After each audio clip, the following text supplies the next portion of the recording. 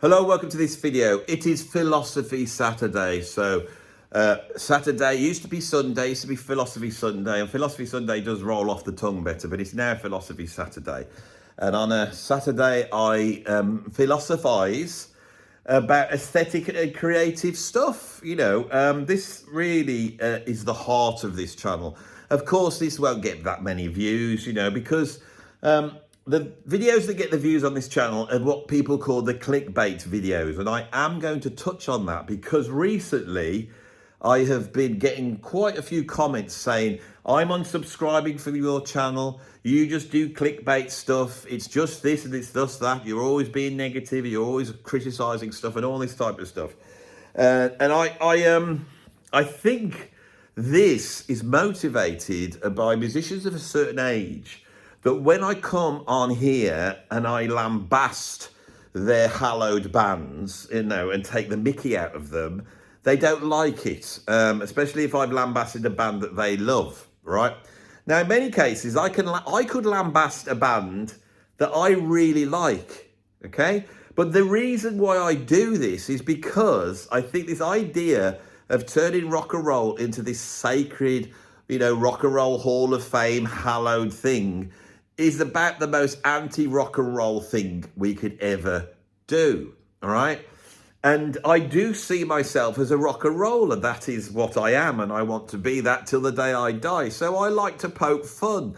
I like to stick the oar in. Has anybody ever seen School of Rock, which of course is a mainstream film with Jack Black, which does the very thing that I'm talking about? It takes rock and roll, and it takes all the facets of rock and roll, and in a quite comic and ironic way, portrays rock in this sort of very hallowed way, something that we could study from at the School of Rock.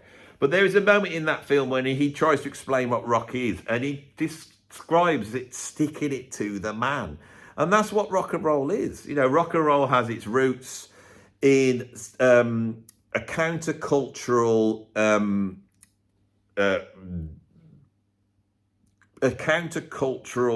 revolution almost that happened in the 1960s, which has shaped the culture that we now live in.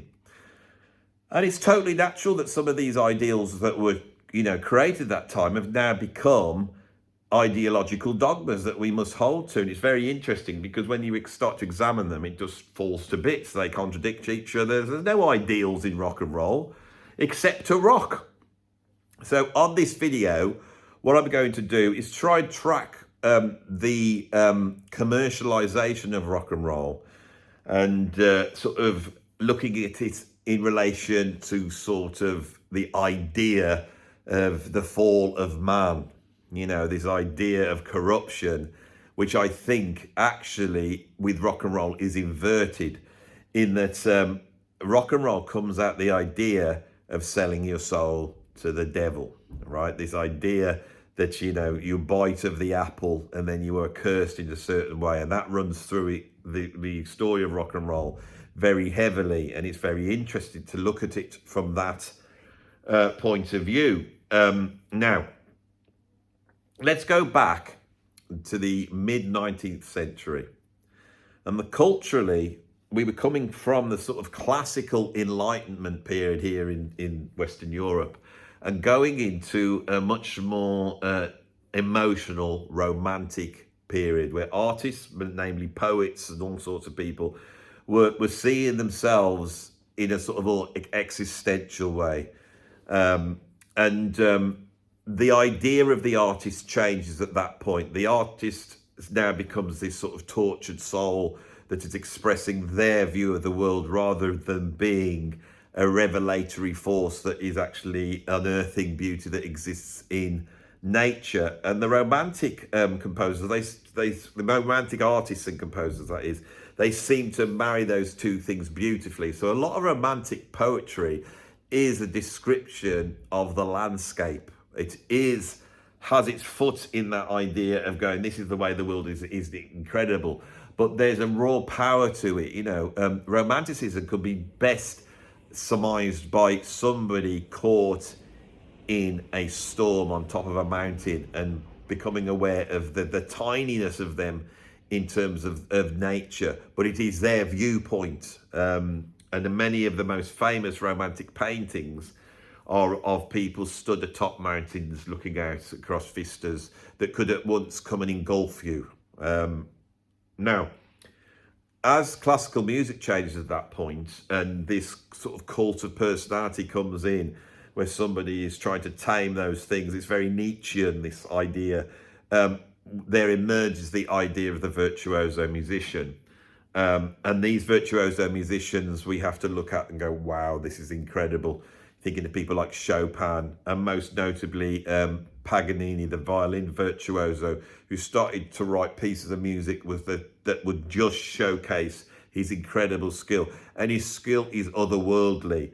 And this romantic thing that I'm talking about, this sort of romantic aesthetic view of the world, rather than seeing this person as being incredibly enlightened and spiritual, we start to feel that there's demonic forces at play, that somehow they have tapped into something which is dangerous. And this idea comes out of the fiddler that plays and sort of summons the demon. And Paganini plays into this, which I think was amplified by the fact that he's quite a skinny guy and he had the long dark hair and the long, the long fingers for playing the violin that were all, it was very sort of gothy, And this enters into our culture, and it enters into the culture of Black American music. Very interesting this is. So as the blues emerges, and the blues furthers that tradition by marrying the sacred and the profane, which is something I feel that comes from the sort of romantic period of the 19th century. And this idea emerges that a musician could be an average musician, and then they could go and sell their soul to the devil. They could go down to the crossroads and they would sell their soul to the devil, and this would give them incredible musical powers, but it would also curse them. And this is the idea that Robert Johnson did this, although I think it has to be said that the original idea about selling your soul to the devil was more associated with the musician Tommy Johnson. Now, 30 years ago, when I first started, doing music and became professional, I had a mentor who had been there and done it all. And he used to call playing rock and roll as the devil's bargain. And by that, he meant the idea that you are going to sign the record deal, and the deal is going to make you do certain things, and it's going to curse you. And if it works out well, you will have untold riches and fame. You will be able to do whatever you want. You can do all sex, drugs, and rock and roll. But by the same token, you will also curse yourself. It's the devil's bargain. Now, in 1941, there was a film made called The Devil and Daniel Webster. It's an incredible film. I wish I could tell you the director who made it, but I can't.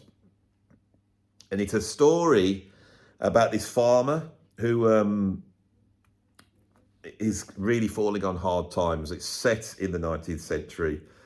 And the devil appears to him and says, you could have untold riches if you just sign your soul to the devil. And he signs his soul to the devil. And then Daniel Webster, who was a real person, he was a real politician, he comes along and he decides to take the devil to court because he's a lawyer. And there's this sort of demonic trial where the jury is pulled from all the damned, and they arrive at this place. Now it's an incredible film, I think, for exploring the devil's bargain. If you want to check it out, it's incredible. And the director that made it, he was coming off the back of Citizen Kane. Citizen Kane come out and they did every trick in the book to tell this story. And this film is like that. He uses every trick in the book. And there's a moment where they throw a party, and this guy who is now much of a big success, he brings his demonic mistress to the party, and the wife is there, the demonic mistress is there, and they start dancing together. And at that point, the devil appears and he plays the violin, right? And he does a solo that was scored by Bernard Herrmann. And Bernard Herrmann, in this solo, uses recording techniques. That's 1941, it's incredible. Uses recording techniques to create a part which is impossible to play. And this really sums up this idea of the devil's bargain. I think in the oh, you're right, Rob. Hello. My friend Rob's just turned up. Do you want to join in on my talk? Okay. Right. What are So, we talking about? talking about the commercialization of rock in relationship to the devil's bargain and selling your soul to the devil. So this is my friend Rob. He's Nice just and turned up. Yes, nice and heavy. It's a philosophy Nice Saturday. and, There you deep. go. There he is. Hello. So we've had Rob join. So he will sit there and try and join in.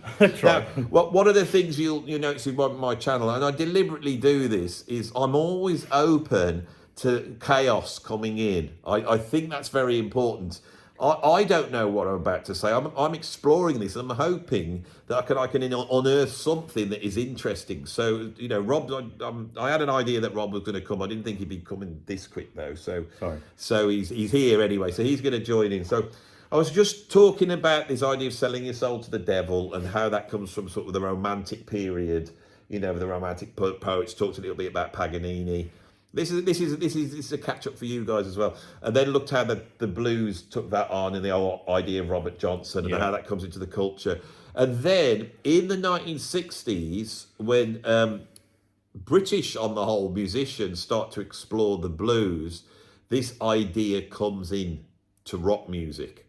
And I think this is quite a dangerous idea, as before that, rock and roll, rock music, even bands like the Beatles and the Kinks, they're quite novelty bands, aren't they? They're quite upbeat and poppy. Yeah. And then towards the end of the 1960s, we suddenly have King Crimson, 21st Century Schizoid Man. We have Black Sabbath with this satanic stuff going on. And then you've got Led Zeppelin, and Led Zeppelin seem to somehow link themselves directly to this idea of selling your soul to the devil. That these demonic things are going on. And this gives rock and roll an edge. Right? Yeah. Do you think that? I think, yeah, because you're talking at that point, you're also talking, it's Black Sabbath. It becomes the theatrical side of thing, becomes all part of the sort of the storytelling element. And I think and this is latched onto by kids because kids love the danger. My kids are becoming teenagers now, and all they want to watch is horror films. That's all they're interested in. And I think it's this idea of the youth and being dangerous and exploring what life is like as you become a teenager. You suddenly realise that the world is full of all these evils and temptations, and you've got to negotiate your way through it. And one way to do that is to grab that and do this cathartic thing of trying to hold it and understand it. And if you can take your fears and somehow bind them up in a little box like this and say, right, that's what they are. And I think this is why rock and roll is so exciting in the early 70s, but there is this pattern that happens within rock and roll that as soon as that happens, it becomes a success. The music industry comes in, they pocket it up, and by the end of the 70s, you've got Kiss, which is like a cartoon version of this, with all fire-breathing people with long tongues and all this type of stuff, and all that stuff goes on. And at that point, this next generation comes in and then they find their own darkness, which was punk and all this type of stuff. And this cycle has perpetuated itself. But I just wonder whether the last time this truly happened was the grunge period. And since then, rock music has never really been able to get back to being truly countercultural and dangerous and scary. So we've had 30 years of this commercialization of rock. See, the thing is, I think, because it's got to that point, I think, where everybody understands, how I mentioned the theatrics of it. So everybody understands that then it's become this sort of, this theatrical, this acted out element. And so anybody else after that tries to do it, we all know, everybody knows that, even the punk bands that are coming afterwards, everything was very much controlled to be that punk sound and not actually just people just sort of breaking the mold. They were actually very much trying to fit into that mold. Everybody, and we all sort of know that. So anybody now that tries to do anything that is sort of theatrical, you've got even like Alice Cooper, everybody knows what he is doing now is still completely doing this massive, on stage, like scenes and stuff, and he gets hung or crucified and all that. Decapitated. And people people enjoy that for what it is. It becomes a piece of theatre rather than. And I think this is a cycle that you can examine. So when the grunge bands come out, and they are genuinely dangerous. It's like the people in those bands are truly damned. Yeah. I don't think there's a lead singer of any of those bands except for Eddie Vedder who is alive now, because they all ended up dying. Every single one. They were truly damned. They really had bitten the apple of rock. And it didn't go well for them. No. And then as time goes on, a few years later, and the cycle happens quicker, you've got Marilyn Manson. And Marilyn Manson is like the Kiss of the grunge era. And then that is now atrophied, and Marilyn Manson seems like a bit of a dodgy bloke. And now we're having a sort of a moral backlash. So if you went to the 1960s, all the sex, drugs and rock and roll thing that was surrounded those bands was sort of championed, wasn't it? So it was romanticized. That lifestyle absolutely was romanticized, even to the point of, even when you and I were teaching together, I won't name the names, but remember that I know there were several students, but there was one in particular who was really drawn into the idea of going on road with the band in America, if you can think of what to think about, because he thought, this is what it's like to be a band. I can just go and I can sit in the back of a van and get drunk all day, every day, and it's actually much harder work now for bands to try and kind of create it, because they're having to recreate and that was. You've made me think of something here, because another thing that winds itself, I think, into the whole rock and roll ethos is the idea of Jack Kerouac. And Jack Kerouac was this sort of beatnik guy. He's into like jazz, and he goes out on the road and he documents all these sort of debauchery as he goes, and this becomes this sort of, you get Allen Ginsberg and that whole poetic tradition, William Burroughs, writing about being a heroin addict, and then you've got people like Aldous Huxley, and you've got this idea of taking acid, expanding your view. It's all countercultural, and I think the first person to really embody this in rock is Jim Morrison. That Jim Morrison comes out, he's damned. Yeah. He's damned. Hendrix is damned, Janis Joplin, they're all this period, they're damned. Aren't those three people from the 27 Club as well? Yeah. Three. It's, but I think Jim Morrison, if you look at the artists before him and you look at the Beatles or any of these artists, or even the Who or the Kinks, or trying to think of any other bands at that period, but Jim Morrison stands there sort of like this half Jesus Christ figure and half damned figure, that is like a sort of Nietzschean idea of the Superman, a very sexual. The first album, which comes out about 66, has got a track called The End, where he describes himself just killing his parents whilst the band just rides through this sort of satanic. One of the most incredible moments in rock music, and that's what I mean. That is truly dangerous. Jim Morrison got arrested. He pretended to expose himself on stage. He got arrested for that. The police would turn up, and a few years later, Oliver Stone is packaging all that up into this great big Hollywood film where we all go, oh my God, and we almost like celebrate this. But we are, the thing that is commercialized rock and roll, and I think what you said is the nail in the coffin. Is that sort of behaviour, which was once championed as being countercultural, is now being seen in a negative light. It's.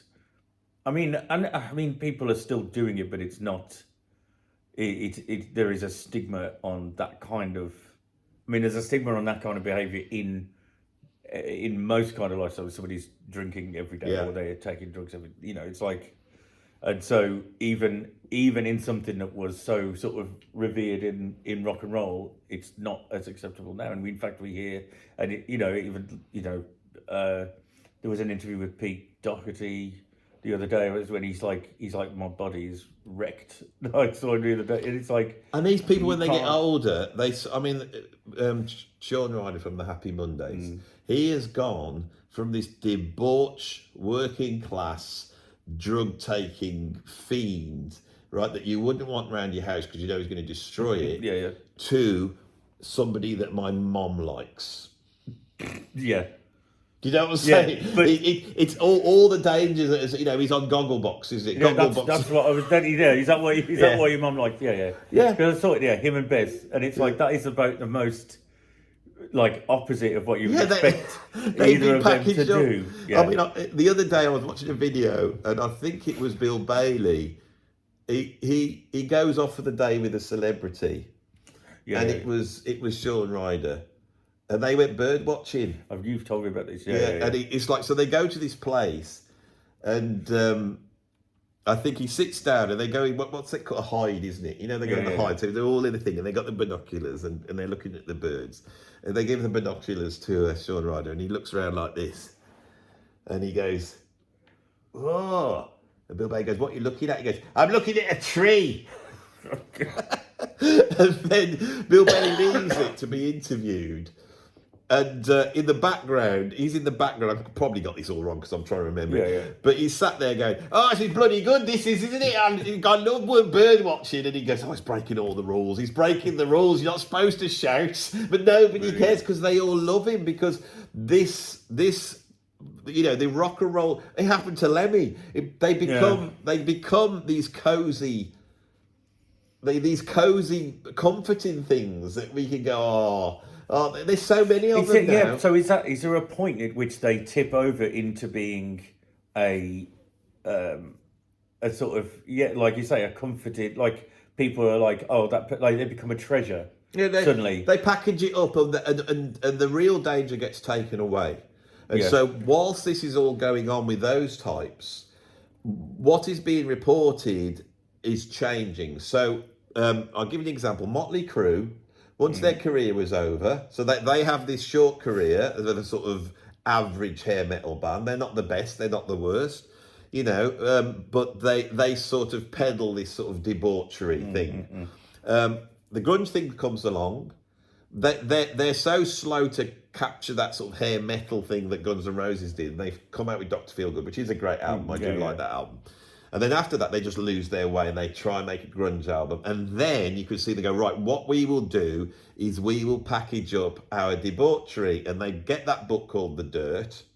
The Dirt comes out, it sells 1 million. I bought The Dirt. And that eventually becomes a syndicated film, doesn't it? You know? And they are sitting there as middle-aged men reaping the millions by selling their debauchery. Now, the lead singer, Vince Neil, right? There's, of course, he went out one night completely drunk with his mate in the car, crashes the car and kills his mate. He doesn't really go to, I think he goes to prison for about a month or something. Right.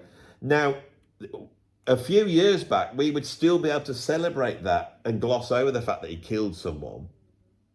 Right? Now, we're in an era where we've had Epstein, and we've had Weinstein, and now we've got Puff Daddy. And that's been going through like with a fine-tooth comb, but we still haven't had, well, we have, you know, Puff Daddy might have had people killed, you know, all this is going on, isn't it? You see what I mean?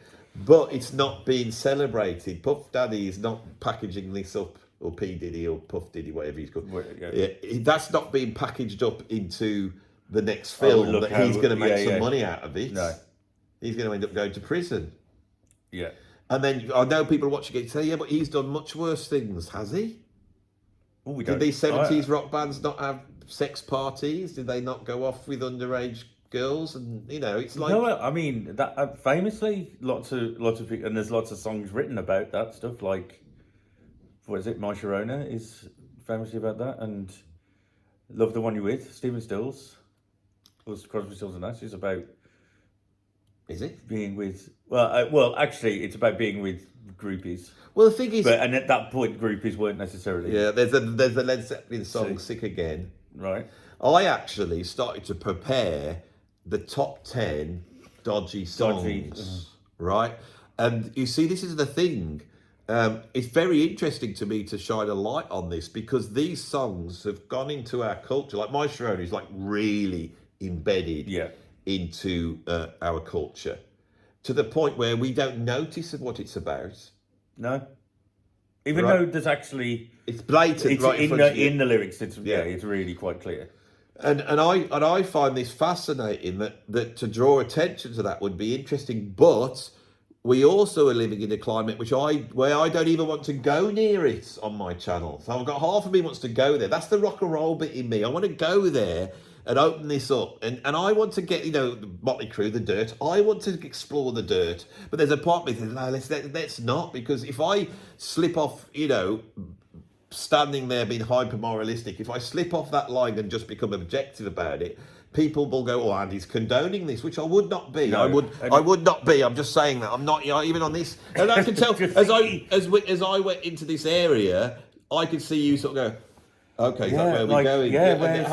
Because a lot of people watch this relatively. Well, and the thing is, it's like it is also because the framework in which you present your art form in YouTube has its own rules, and the audience has their own morals that judge what people are saying through that as well.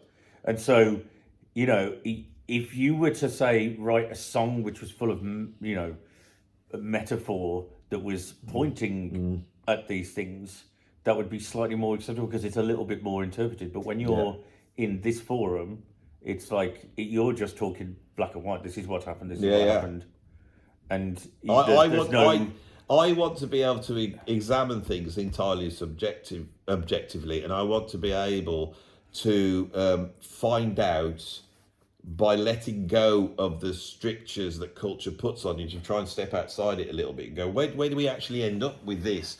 And I find that more and more is becoming difficult to do, and that for me, rock and roll embodies that.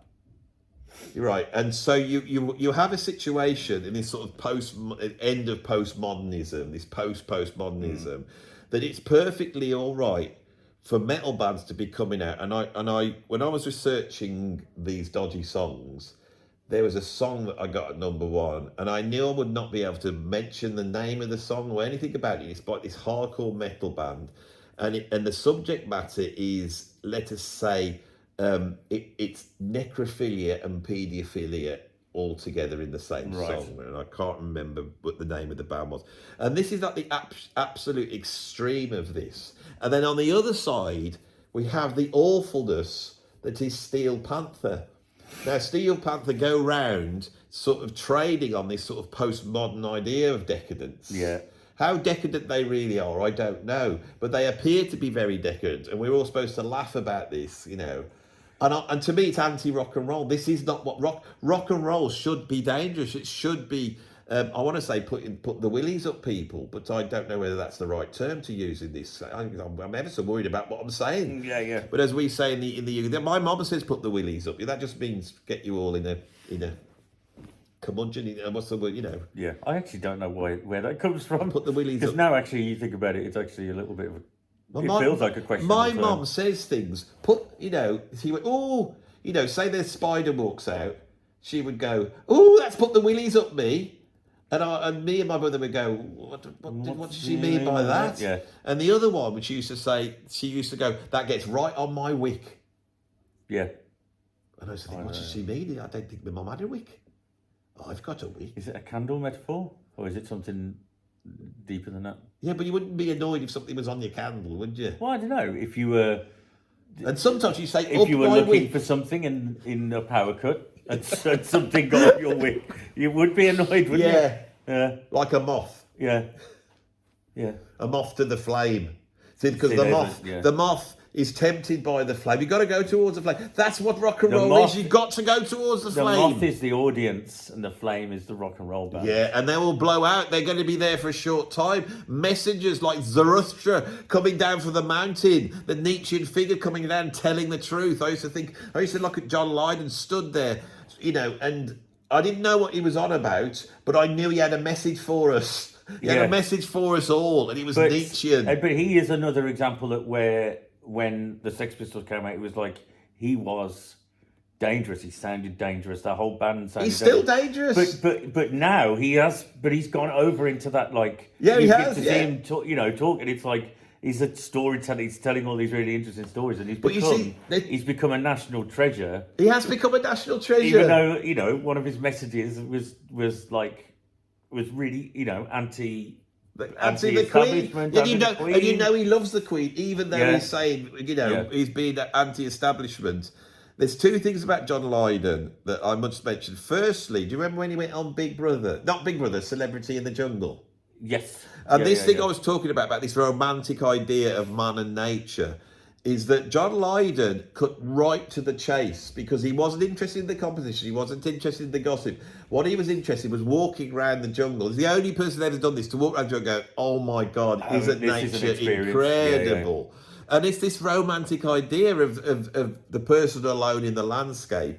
But recently, and he did it on, he opens up, he's on tour, and he opens up the window, and then paparazzi outside, and he sort of sticks his head out, and he's got a Make America Great t-shirt on, and everyone's like, oh God, what is he doing, John Lydon? He's terrible man, and I'm thinking, nah, he's still a punk. He's still pushing. This is what rock and roll does. He's pushing buttons for the, And I just think culturally, we don't want it anymore. And so, rock and roll has had to be, pulled down into this sort of, it's been neutered, it's been castrated, and now it walks around doing all the things that rock and roll should do in a completely safe way. And this building that we're in, they're about to have a Halloween party, aren't they? Yeah. And it's because all these little kids are going to come down. This is the first I've seen it, walking in now. Yeah, it's insane, isn't it? Yeah. And when you walk around, there's skeletons, there's huge spiders, there's like zombies, and it's all webs. Yeah, it's all Some death. Might be real, actually. But they built a coffin with a dead body. No, see, and it is. This is the thing. It's like my girls they're younger than yours, so they. Well, my oldest is starting to get a little bit into the kind of horror thing, so but more like it's the teen horror stuff. So it's like Twilight, which is still just a romance. Yeah. But they love like the Halloween films, which are like the comedy ones. So it's like Hocus Pocus and stuff. But like so you take that story, which is it's a bunch of witches. You've been quite strict with your kids with scary stuff. Yeah, I probably have been a bit more strict than you have. I don't know whether they should watch Harry Potter. And I'm like, we were watching Poltergeist last night. They're only 7. No, not 9 Elm Street. Which, oh my God, you've watched that? No, I don't. We've watched all of them. They'll be all right. Yeah. See, my parents were like that. I was, I remember, I was way younger than my kids are now when we were watching 9 Elm Street when I was a kid, and I think I've turned out. Can't you see? There's a difference. But we have got a different set of. We have got generally a different set of rules now. The culture's changed, hasn't it? It's coming back as well. You said about what you said about John Lydon, about being sort of fascinated, because I think sometimes the measure of people like that is it's about what their motivation is for doing what they do in music or in whatever art. Because and coming back to Jim Morrison, the thing is with Jim Morrison is I don't think he's.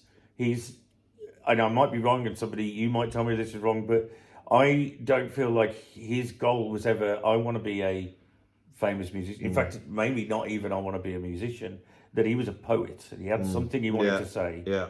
And so with that, it's like he just did what he wanted. He did what he wanted to do, whatever he felt like he wanted to do. They're not tainted by the idea of going, oh, well, I want to make something like this or something like that. The others, Ray Manzarek would have, it's like coming from this sort of jazzy organ. That's thing. Ray Manzarek. That's musician for Ray Manzarek. So, and it's like, so they might have had their own agenda, but definitely I feel like Jim Morrison's sort of goal wasn't to sort of, well, I'm going to be a musician because I want to sell records and I want to do. Yeah. It's like that becomes part of it, and it becomes the means to live. But I think in a true artist sort of sense, I don't think that was what they were trying to take the culture and turn it over. That's what they and the thing is that when I went to see John Lydon doing his talking tour, which was incredible, And people said, what music were you into? And he starts to list bands, and they were all progressive rock bands. Yeah. And he goes all the way through, and then he goes, and of course, Pink Floyd. He goes, I love Sid Barrett, Pink Floyd. He said, that is exactly the same. And you go, yeah, you did come out of Sid Barrett. There's a line, but you know, and I don't think it was him that wore the I Hate Pink Floyd t-shirt. I think it was the Paul Cook who did that. But the point is they turned on that. They turned on this, and now that thing of doing that is looked down upon. Now, this is affecting me a little bit. This is what motivated this video. Is I've been doing what I will call my clickbait videos. This isn't a clickbait video. I'm not mugging to the camera. I'm not being silly. I'm actually having a normal. That's what Philosophy Saturday is. I just have a chat. And I like it to be, you know, you're sat there and then we just chatted away. I don't want a structure there, you know, let's see where we go, right? But the videos where I go on and take the mickey out of Lenny Kravitz or Coldplay or the Foo Fighters, they are comedy videos. They are me taking the mickey out of me being an old bloke who's a curmudgeon. That is the butt of the joke. It's a character. Yeah, it's a character. And the thing is, in the same way there's a cathartic thing of kids, you know, coming to this thing and seeing basically dead bodies in coffins, but it's all packaged up in a way that is safe, so they can get their handle on death and evil. And then it's in that safe place. I can leave it. Yeah, I feel like there's a cathartic thing of people of our age to go, isn't it all rubbish? Coldplay are rubbish. I wouldn't have them. They're all terrible. These modern bands. Yeah. And the thing is, I know the culture's change. I know that kids aren't going to listen to what I like. I know all that. This is so obvious. But there is something enjoyable and a little bit, and I'm not a rebel, but there's something enjoyable, but by just pushing it up against the line. And I know people who watch the channel go, well, yeah, Andy's going. And I try and do it all jolly and I'm chatting away, but I try and just push up against something which has become hallowed in the sort of rock and roll sphere. And they go, oh, what's he going for now? Why is he having to go to Pink Floyd for? He shouldn't have a go at Pink. They're incredible. Dark Side of the Moon's incredible. You know, Dark Side of the Moon's incredible. Yeah, it's like, but it doesn't mean that you can't poke fun at it. Yeah. And so what I've been getting is recently is people go, I'm unsubscribing. All you do is talk negative stuff. It's all stupid. It's all silly.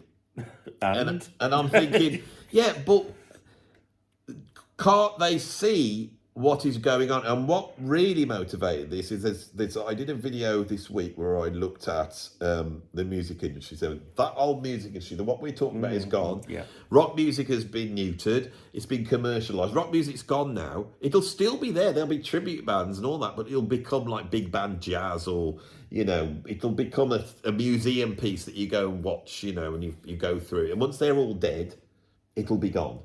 Right? And that's what I'm talking about. That's the reality of it. Right? And things will move on. I've lost my thing now. Where will they move to, though? It'll just change. It will change. I think the big thing we don't get is that it's to do with technology. And so in the 1970s, the album was the perfect vehicle for people to have their minds blown. Yeah. But it's not anymore. Music has got a different role. Anyway, so I've gone back on track now. So I was saying that this is going on, and if you are a musician, you're no longer a part of the music industry, you're now part of the media industry, and you have to take that on board. And people going, I don't want to be a YouTuber. I'm not going to make clickbaity videos. You're selling your soul doing that. Basically, that's what they're saying. You know, I just want to be a musician at home doing my thing, and I don't care about success. You know, it's all like, you know, I'm holier than thou and all that. And I thought, I'm going to come on here and explain that if you get involved in this seriously, of course you can make your stuff at home. That's a brilliant pastime, but don't think it's art. And you know, it's not. How are you expecting? I mean, yeah. So let's say you could have somebody that they don't need to make money. They don't need to do it as a job, so they can just that's absolutely fine. But at some point, most people, if they want to do that, they need to market that music in some way. They got to, yeah. And so in whatever form it is, you know, the idea of doing a clickbait video because that gets you more views and it gets you more money in this job. That's the deal. Or, you know, or if you're a band, you've got to create videos to put out on YouTube or whatever, because you need people to know what your band is, but people don't call that selling out. And it's People like, don't call that selling out. But selling out is just this weird term now that becomes this way of the touchstone of got you're selling out. When it's like nobody ever didn't sell out, and you had to. Everyone's had to. You know, you have to do the devil's. The devil's bargain is a metaphor for this. It's never ever gone away. I can remember I got a call from this guy once, and he said, "I want some drum lessons." And I probably told this story, but they don't know it. So he rang me up, and I said, he said, "Can you come to my house?" And I didn't go to people's houses, and I said, "I can't do that." Then he offered me a sum of money that I couldn't say no to. So the next thing, I'm in my car driving to his house. Yeah. And when I get there, this bloke's very rich guy. He's got a great big house in the countryside. He's got this big studio that he's built, and in there he's got keyboards, guitars, and he plays everything except for the drums. And I teach him how to play the drums, and then once he's gone past playing the drums, I taught him how to set up these recording stuff and how to produce a song. And I had quite a bit of money doing this for him. And then suddenly he went quiet. I thought, what's happened there? And then he suddenly books me, and he said, "Can I book for a lesson?" Again at this huge high price. And he drives down, and he walks in, and he says, "I don't want a lesson today. I just want to play you something." And he gets a CD out, and he puts this CD on. And I play it, and it sounds like Pink Floyd. It's a 15-minute track about how much he hates his dad. Not hate, but it's like, you didn't do this for me, you didn't do that. And this guy had spent his money on learning all these skills so he could make this track, so he could walk to his dad and say, "I want to play you something." And it was powerful. But when he played me the track, I didn't know what to say, so I said, "Well, there's no commercial potential in this. You couldn't sell this. It's like a sort of copy of Pink Floyd with these weird lips." And he went, "I just don't care about that." And at that moment, I thought, he's done something really powerful, and you could make it into art. You know, I may have made it into art just telling the story here now. No, that's the thing, yeah.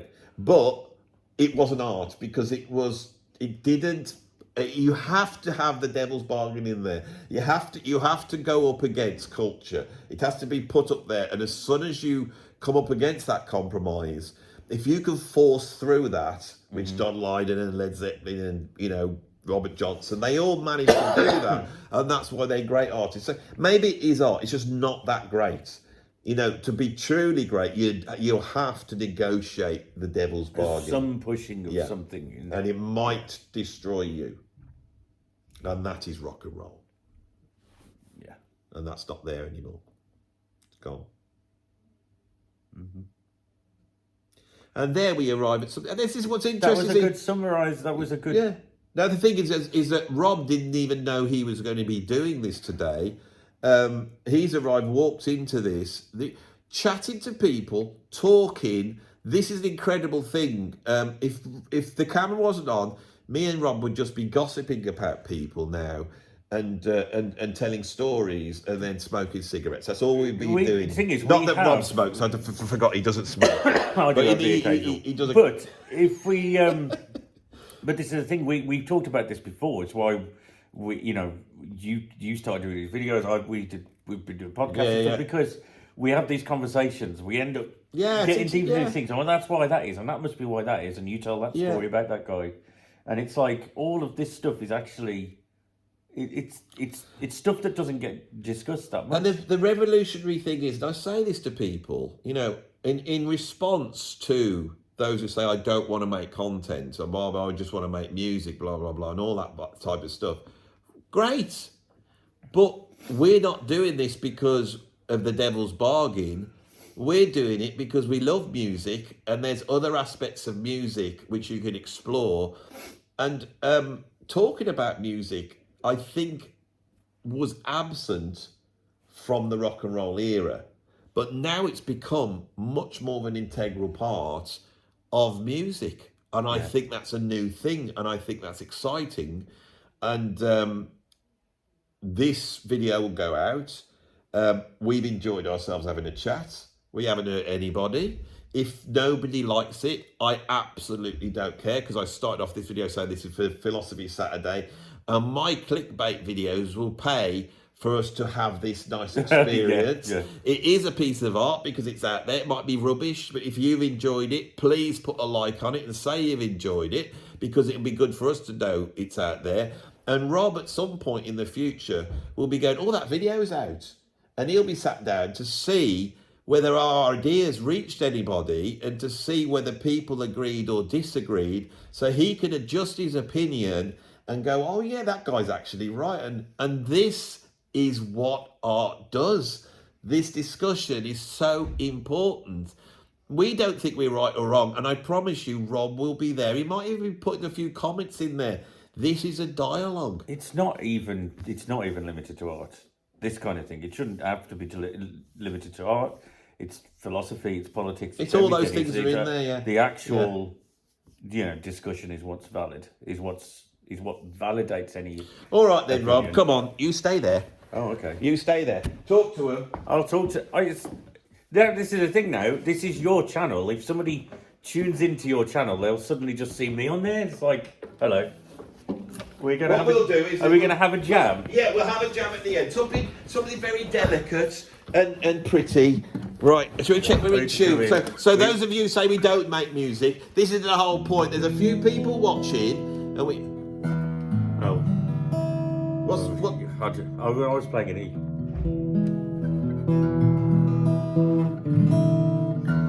This is going to be half of your videos, just as tuning in.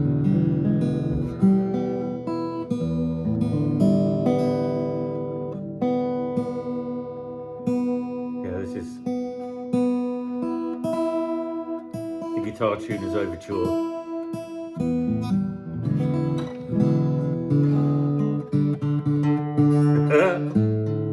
The second video I've done recently where there's bad guitar tuning. But to be fair, now I'm going to say it, people are going to think we set this up so that it looks like it wasn't planned. But it really wasn't planned. They know how I roll. Yeah.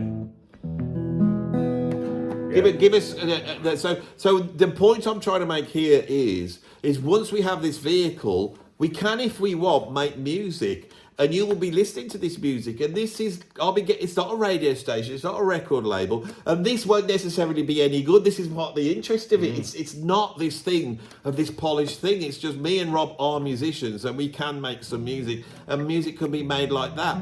Now, I'm more of a lead player. He's more of a rhythm player. So should we just go for that? Give us some. I won't even look at I'm just going to get the key. You want to just play? Yeah, I'm not even going to look at the. Stylistically, are we doing? Just do whatever you want, and I'll play over the top of it.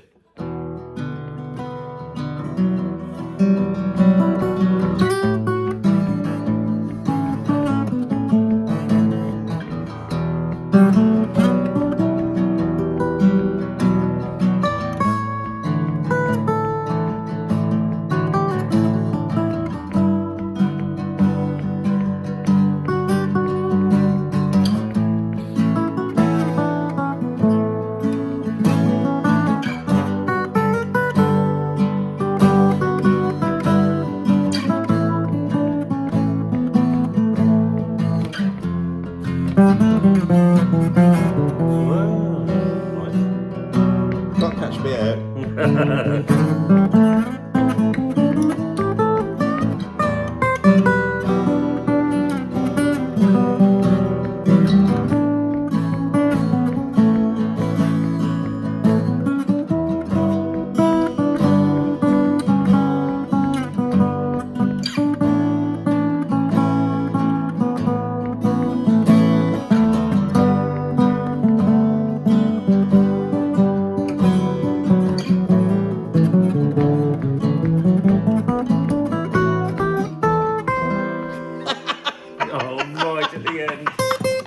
Perfect. Okay, give us another chord.